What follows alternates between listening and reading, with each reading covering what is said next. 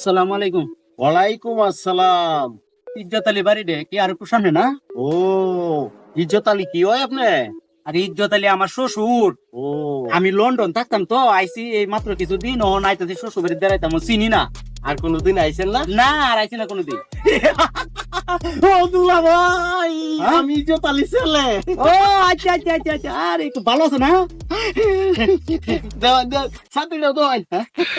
দুলাগুলি ঘুরে দিল ভাই। সবাই ভালো আছে না? হ্যাঁ, ভালো আছে।